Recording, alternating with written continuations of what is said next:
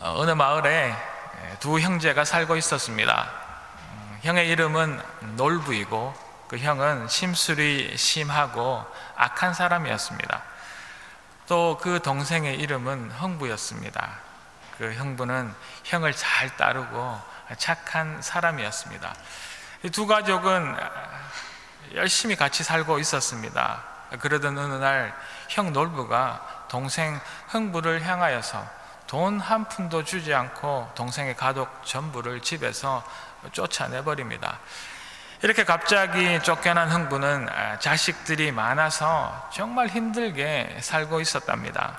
그렇게 힘들게 사는 흥부의 집, 그 지붕 처마 밑에 이제 제비가 둥지를 틀고 집을 짓고 살고 있었답니다. 하루는 이 제비 집 그 둥지에 뱀이 들어가서 새끼 제비를 잡아먹으려고 하는데 그때 그 새끼 제비가 도망가려다가 떨어져 다리가 부러지지요. 이를 본 흥부는 그 불쌍한 제비의 부러진 다리를 싸매주고 돌봐주어서 이 철새인 제비가 남쪽으로 날아갈 수 있도록 도와주었답니다. 이렇게 다 낳은 제비가 남쪽으로 갔다가 돌아오면서 씨앗 하나를 흥부 집에 떨어뜨려서 이제 흥부가 심었답니다. 그 씨앗이 자라서 엄청나게 큰 박, 요즘 말로 대박이 났습니다. 그 대박을 이제 갈라 보았더니 그 속에 검은 보화가 쏟아져 나와서 이 가난한 흥부가 부자가 되었다는, 제비가 은혜를 갚았다는 이야기, 흥부와 놀부의 이야기입니다. 여러분들 오랜만에 들으시죠? 이곳에 앉아있는 청년, 저 2층에 있는 청년들은 아마 모를 수도 있겠네요. 흥부전이라 이야기합니다. 우리 캐나다에도 가을이 되면 많은 철새들이 남으로 갔다가 또 이제 북으로 가는 것을 이제 보게 됩니다. 이 이야기 속의 제비도 이 철새들처럼 자기가 태어난 곳에서 멀리 떠나갔다가 다시 그 장소로 돌아오는, 어려운 말로 귀소 본능, 회귀 본능을 가진 동물입니다. Homing instinct.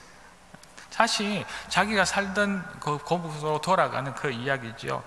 어느 조류학자가, 전문가가 이 제비의 이 귀소 본능을 실험하기 위하여서 10마리의 이 제비의 다리에 이제 인식표를 달아서 남쪽으로 보냈는데 다음에 봄에 그 중에 몇 마리나 돌아갔을 것 같습니까? 그 중에 6마리가 정확하게 자기가 태어난 그 둥지, 그 집으로 돌아와서 사람들을 깜짝 놀라게 했답니다.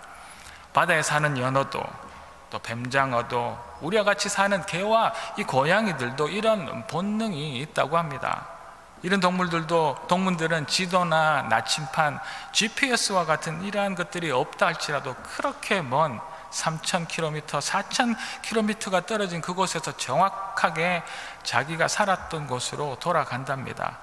어떻게 이 연어나 이 제비나 또 이런 동물들이 그 길을 찾아가는지 여전히 아직 과학적인 해답은 찾지 못하였습니다. 그렇지만 이 동물들에게는 자신이 태어난 고향이 주는 특별한 그 의미가 있어서 이 동물들을 그 먼 길을 찾아오게 하는 것입니다. 우리 인간도 동물인지라 여전히 그 고향을 그리워하고 그 부모님, 우리가 자란 그 동네, 그 집을 그리워하지요.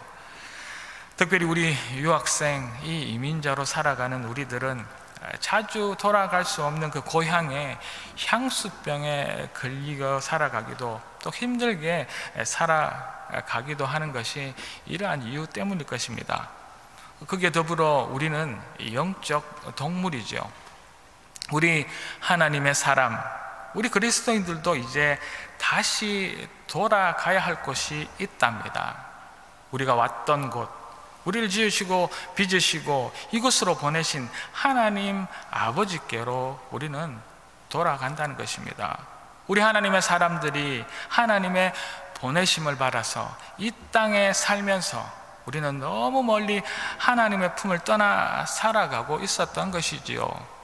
하나님의 백성들이 아버지를 떠나 세상 가운데 이렇게 살아가고 있지만 여전히 자신의 그 백성들을 포기하지 아니하시고 변치 않는 그 영원한 사랑으로 우리를 기다리시는 아버지의 품으로 이제 우리는 돌아가야 할 줄로 믿습니다. 오늘 본문의 말씀을 통하여서 아버지께로부터 멀리 떠나온 우리들이 여호와께로 돌아가야 함을 다시 한 번 더 되새기고 그 은혜를 나누는 귀중한 시간이 되어지기를 소망합니다. 이제 우리가 이렇게 멀리 떠나온 여호와께로, 그 하나님께로 돌아가기 위하여서는 그 첫 번째로 가장 먼저 우리는 우리의 잘못을 회개하여야 합니다. 오늘 본문 1절의 말씀입니다. 제가 다시 한번 읽도록 하겠습니다. 오라, 우리가 여호와께로 돌아가자. 여호와께서 우리를 찢으셨으나 도로 낫게 하실 것이요, 우리를 치셨으나 싸매어 주실 것임이라. 아멘.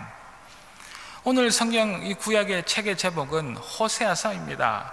호세아는 이스라엘이 남유다와 북이스라엘 그 두 개의 나라로 분열된 이후에 북쪽의 북이스라엘이 최고의 그 번영을 이루고 있을 그때 뜬금없이 하나님의 부르심을 받아 앞으로 이스라엘이 파멸될 것과 앞으로 포로로 잡혀갈 것들을 예언하도록 부르심을 받은 선지자입니다. 호세아 그 선지자 당시에 이스라엘은 우상 숭배와 인간들의 그 교만함이 엄청났고 도덕 윤리는 바닥에 떨어져서 너무나도 심각한 그러한 위기를 겪고 있는 그런 상태였습니다. 이러한 어둡고 암울한 시대에 이 한 선지자가 하나님의 부르심을 받아서 그 썩어가는 세상을 향해서 하나님의 이 심판과 징계의 그 메시지를 단호하고도 분명하게 하나님께로 돌아가자라고 선포하고 있는 것입니다. 하나님을 향한 믿음이 식어져서 사회, 윤리, 그 도덕이 무너질 때 이 불의한 세상을 꾸짖고 심판을 선포하는 선지자의 사명을 이 호세아는 감당하고 있었던 것입니다. 여호와께로 돌아가자. 그러나 이 선지자의 심판과 징계에 선포된 메시지는 하나님이 주시는 마지막 말씀이 아니라는 그 사실들을 오늘 이 아침 우리는 알아야 할 줄로 믿습니다. 비록 이스라엘 백성들이 하나님의 믿음이 식어지고 우상을 섬기며 교만이 하늘을 찌르고 있지만, 그래서 더 어렵고 암울한 시대를 그들이 살아가고 있지만, 하나님의 심판은, 이 징계는 하나님의 진정한 하나님의 사람들에 대한 바람이 아니었습니다. 심판과 이 징계는 우리를 향한 하나님의 그 궁극적인 목적도 아니라는 말씀이죠. 심판은 하나님이 원하시는 진정한 그 회복의 시작에 불과합니다. 하나님의 뜻의 그 마지막이 아니라는 이야기죠. 다시 오늘 본문 1절의 말씀을 보도록 하겠습니다. 오라, 우리가 여호와께로 돌아가자. 여호와께서 우리를 찢으셨으나 도로 낫게 하실 것이요, 우리를 치셨으나 싸매어 주실 것이다. 여호와 하나님께서는 우리의 잘못으로 인하여 우리를 찢으신다고 말씀하십니다. 그러나 우리를 도로 낫게 하십니다. 여호와 하나님께서는 우리의 그 악한 죄로 인하여 우리를 의로우신 그 강한 팔로 치십니다. 그러나 아버지는 우리를 다시 싸매어 주신다고 말씀하고 계시지요. 그저 그 백성 그 징계와 심판으로 찢어버리시고 채찍질 하시고 끝내버리시는 것이 아니라, 그 암울한 시대에 이 세상의 끝에서 하나님께서 심판 징계와 함께 구원의 그 회복의 메시지를 함께 선포하고 계시는 것입니다. 여호와께로 돌아가자. 이 선지자의 음성이 오늘 이 아침 우리들에게 들려지기를 소망합니다. 그러면 이제 우리는 어떻게 해야 할까요? 우리는 우리의 하나님을 떠난 그 믿음을 위하여서, 우리의 그 교만을 위하여서 날마다 피 흘리는 곳으로 더 빠르게 달려가는 우리의 그 죄악을 위하여서 우리는 진정한 회개를 하여야 할 것입니다. 우리가 하나님 앞에 우리의 잘못을 인정하고 다시 하나님께로 돌아가기 위하여서 회개하면, 우리 하나님께서는 우리 그 찢어진 곳을 낫게 하시고 우리 그 무너진 곳을 다시 싸매 주실 것입니다. 할렐루야. 현대를 살아가는 우리 교회가 살아계신 여호와 하나님께로 돌아가기 위하여서는 단순히 예배를 잘 드리고 또 단순히 빠지지 않고 기도하며 또 단순히 매일 성경 읽는 그런 의미의 것이 아니랍니다. 성경 안에 많은 선지자들이 여호와께로 돌아갈 것을 외칠 때마다 그들이 외친 것은 우리의 악함으로부터, 우리의 그 불의로부터, 우리의 피 흘리는 그 죄로부터 돌아서라는 하나님 아버지의 그 지엄하신 명령이었음을 잊지 않는 우리가 되어야 할 것입니다. 하나님께로 돌아가라는 그 말씀은 하나님께서 허락하신 그 곳에서 여호와 하나님의 그 뜻대로 살아가는 것, 그것을 의미하는 것입니다. 애토갱하며 우리의 잘못, 우리의 죄악, 우리의 불의, 우리의 불신앙을 뒤로하고 뜨거운 그 회개의 길로 나아가는 것, 그것을 오늘 이 본문은 말씀하고 강조하고 계신다는 말씀입니다. 우리의 위선적인 신앙생활이 아니라는 말씀이지요. 우리가 또 우리 교회가 여호와께로 돌아가는 그 첫걸음은 우리가 죄인인 것을 분명하게 인정하고 우리가 가던 그 발걸음을 180도 죄로부터 돌려 우리 주님께로 나아가는 것, 회개하는 것입니다. 그럴 때 우리 주님은 우리를 도로 낫게 하시고 다시 우리 치신 것을 싸매 주실 것입니다. 여호와 하나님은 우리 한 사람 한 사람을 절대 포기하지 않으시는데 우리 교회가 회개를 포기하여서 여호와께로 돌아가지 못하고 있음을 명심하고 우리 모든 죄를 회개함으로 끝내 여호와께로 돌아가는 우리 모든 주의 사람, 이 갈릴리 성도 여러분, 또 오늘 이 시간 함께 예배드리시는 하나님의 사람들 되시기를 주의 이름으로 축복합니다. 이제 여호와께로 돌아가기 원하는 우리들이 하여야 할 것, 그 두 번째는 부활하신 주님을 만나야 할 것입니다. 우리 앞에 놓인 문제들이, 우리 앞에 전혀 풀리지 않을 것 같은 그 수많은 문제들이 누군가의 희생으로 풀리는 경우가 있습니다. 지난해 3월 온 세계가 코로나의 공포에 휩쓸릴 때 어느 신문에 난 기사입니다. 때론 두 눈으로도 보이지 않는 것이 있다. 그 중에 하나가 희생이다. 코로나19 바이러스가 창궐하고 있는 요즘 이름 없는 하얀 천사 간호사들이 대구를 향해 달려가는 것을 보고 이들의 희생정신과 봉사정신을 말하지 않을 수 없다. 코로나19 바이러스로 인해 대구 시민들을 돌봐줄 수 있는 의료진들이 절대적으로 필요하다는 그 소식을 듣고 자원한 백의 천사 간호사와 의사들의 희생은 높이 평가해야 한다라는 2020년 3월 23일자의 신문기사입니다. 지금 우리가 조금씩 이 팬데믹에서 벗어날 수 있는 것은 물론 백신의 도움이 큰 것 맞습니다. 그렇지만 그 누군가 우리를 위하여서 자신의 목숨을 걸고 이 시대를 지켜낸 사람들이 있었기 때문이라는 그 사실도 우리는 잊지 않아야 합니다. 전혀 풀릴 것 같지 않은 이 코로나 문제가 간호사, 의료진 한 분 한 분의 그 수고와 희생으로 서서히 그 막을 지금 내리고 있답니다. 이 신문 기사를 읽다가 저는 조금 더한 감동의 기사를 보았습니다. 한 라디오 방송에 보여진 그 사연을 글로 옮긴 것입니다.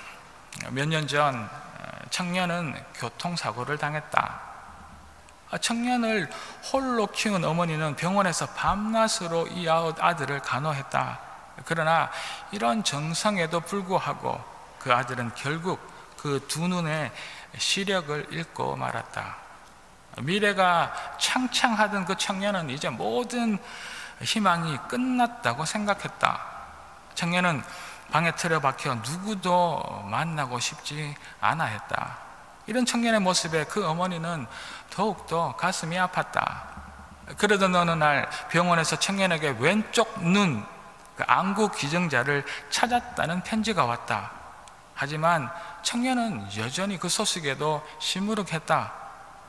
그렇지만 여전히 눈이 하나라니, 내가 눈 하나로 살아가야 한다니 라며 청년은 그렇게 간호하는 어머니에게 짜증을 냈다. 어머니는 이렇게 불평하는 청년을 설득하여서 수술을 받게 했다. 수술 후에도 청년은 붕대를 감은 채 계속해서 그 어머니 앞에서 불평을 늘어놓았다. 며칠 뒤 청년은 눈에 감긴 붕대를 제거하였고 이제 한눈으로 그 세상을 바라보는 순간 그 청년의 눈에서 굵은 눈물이 떨어졌다. 청년 앞에는 한쪽 눈만 뜬 어머니가 청년을 바라보고 있었다. 어머니는 울고 있는 그 청년의 손을 잡으며, 아들아, 내가 내 두 눈을 다 주고 싶었지만 내가 보지 못할 때 네가 나를 평생 책임져야, 평생 내가 너의 짐이 될까? 두 눈을 다 줄 수 없었단다. 미안하구나.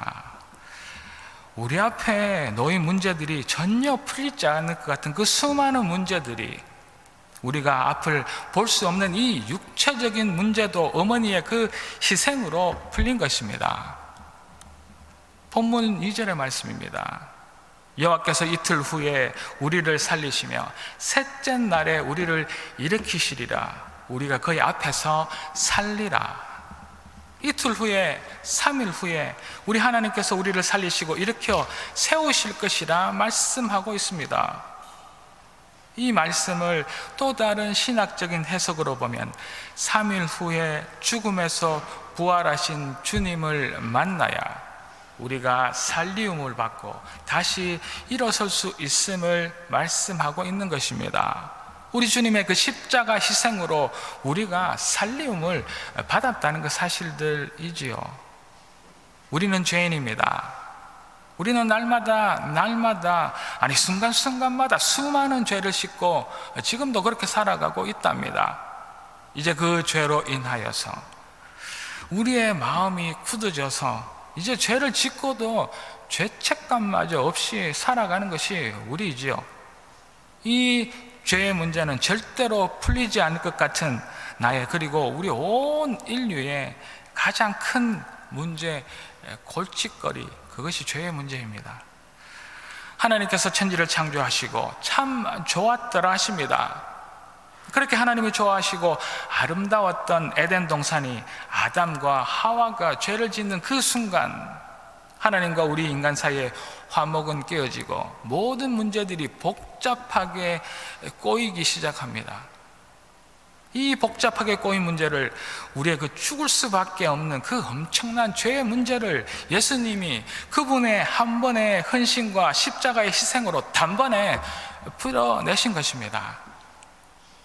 예수님이 하늘 보좌를 버리시고 인간의 몸을 입고 오신 그 놀라운 헌신과 가장 수치스럽고 비천한 십자가에서 피 흘리시면서 희생하심으로 말미암아 전혀 풀릴 것 같지 않던 우리의 죄의 문제를 완전히 풀어주신 것입니다.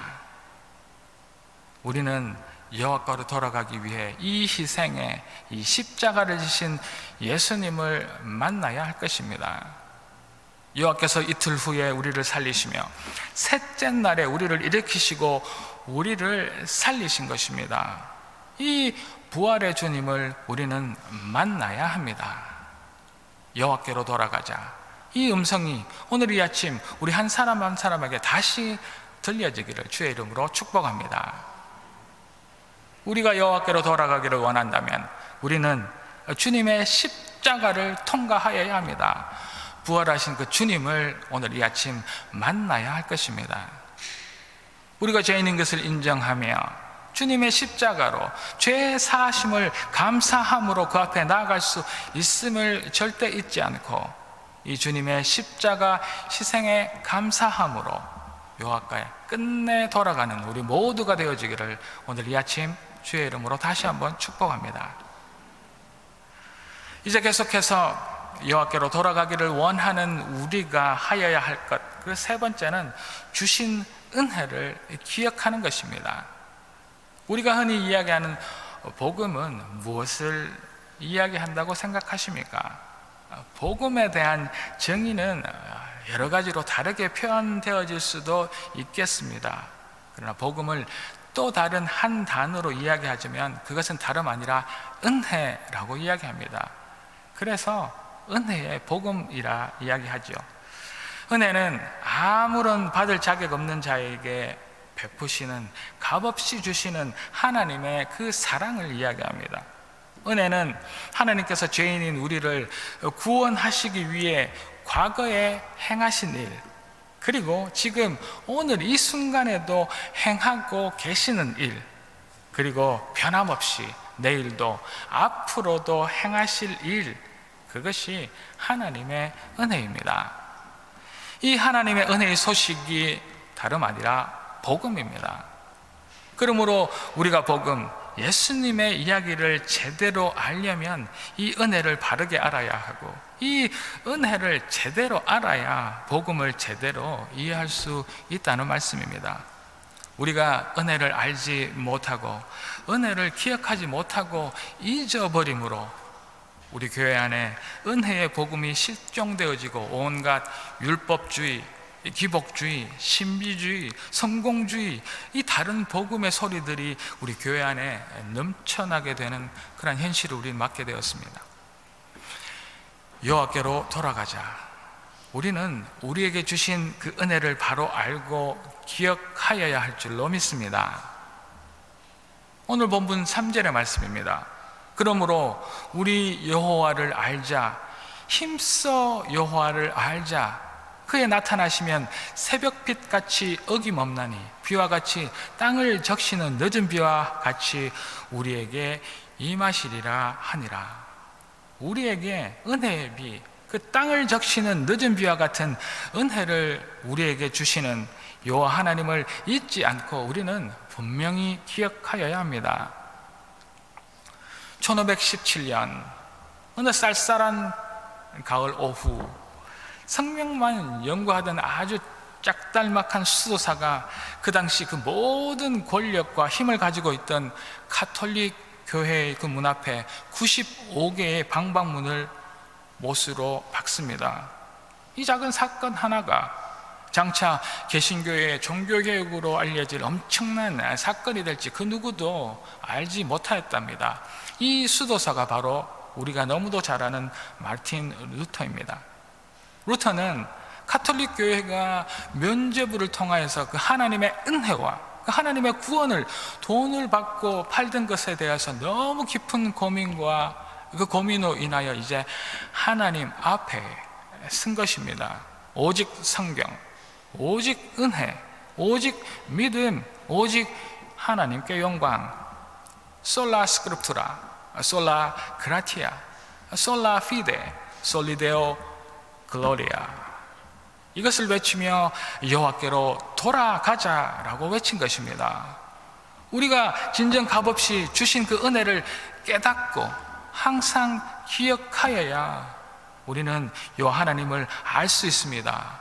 그러므로 우리는 우리가 매여 있는 이 세상에서 여호와 하나님께로 돌아갈 수 있는 것입니다. 우리 교회 안에 있는 문제는, 특히 교회 안의 문제들은 상황을 보면 되지 않습니다. 관계를 보면 되지 않고 이성적인 계산으로도 되지 않습니다. 논리로도 풀리지 않는 것이 이 교회 안의 문제들입니다. 우리는 그 달려드는 그 수많은 문제 앞에서 십자가를 바라보아야 합니다. 우리 안에 잊혀져가는 그 십자가의 그 사랑과 그 값없이 주신 은혜를 기억하고 감격과 눈물이 회복되어지기만 한다면 그 어떤 어려운 문제도 아무 문제가 되지 않을 것입니다. 은혜를 기억함으로 우리는 여호와께로 돌아갈 수 있는 것입니다. 풀림이라는 책에 나온 내용입니다.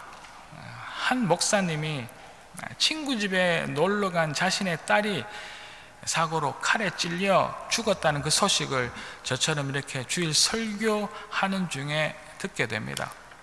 설교를 다 마치시고 이제 죽은 딸의 그 죽음, 그 시체 앞에서 이런 글을 쓰게 됩니다. 나는 이제 자신의 아들을 잃으신 하나님을 진짜로 믿는다.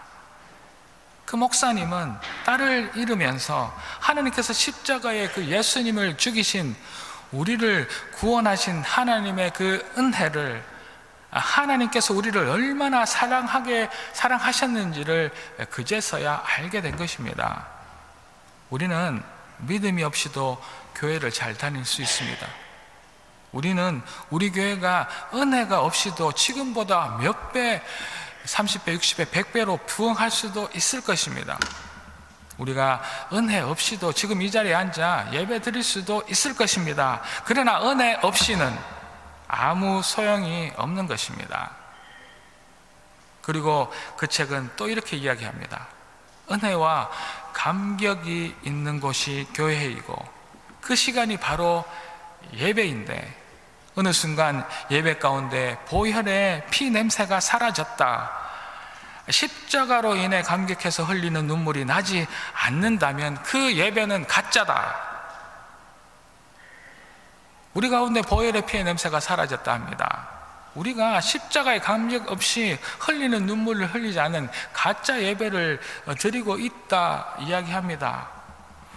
우리 안에 문제가 넘쳐납니까? 그 문제가 아니라 우리 안에 은혜를 놓친 그것이 문제랍니다.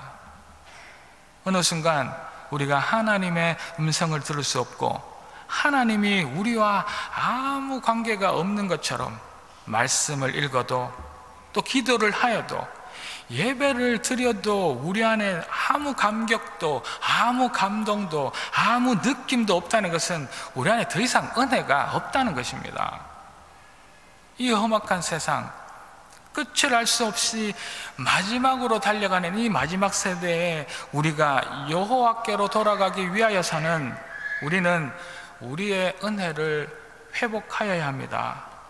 우리가 받은 그 수많은 축복과 은혜들을 기억해야 한다는 것입니다. 그 무엇보다 우리의 그 무서운 죄 가운데 구원하신 그 십자가의 은혜를 기억하여야 우리는 끝내 여호와께로 돌아갈 수 있는 것입니다. 이 은혜를 잊지 않고 항상 기억함으로 여호와 하나님께로 돌아가는 아름다운 갈릴리 성도 여러분, 또 이 자리에 함께 예배드리시는 하나님의 사람 다 되시기를 이 아침 주의 이름으로 다시 한번 축복합니다. 사랑하는 갈릴리 가족 여러분, 이 세상의 어두운 풍조에서 여호와께로 돌아갑시다. 이 세상의 잘못된 가르침, 유혹, 삐뚤어진 문화 가운데서 다시 여호와께로 돌아가기를 결단합시다. 먼저 우리가 죄인인 것을 인정하고 고백하며 우리의 죄를 하나하나 회개함으로 죄로부터 돌아서서 여호와께로 돌아갑시다. 우리를 위해 돌아가신 부활하신 주님, 그 십자가의 희생의 주님을 만나 감사하는 우리가 됩시다. 우리에게 주신 은혜를 잊지 않고 하나하나 기억함으로 주님 앞에 설 수 있는 우리가 되기를 결단합시다. 오라, 우리가 여호와께로 돌아가자. 우리가 여호와께로 힘겹지만 결국 돌아가면 우리를 도로 낫게 하시며 우리 아픈 곳을 싸매시며 우리를 살리시고 우리를 다시 일으켜 세우실 하나님이십니다. 그래 하실 주님을 찬양합니다. 이 고백이 여러분 한 분 한 분의 진정한 고백이 되어지기를, 또 저의 고백이 되어지기를 이 아침 주의 이름으로 축복합니다.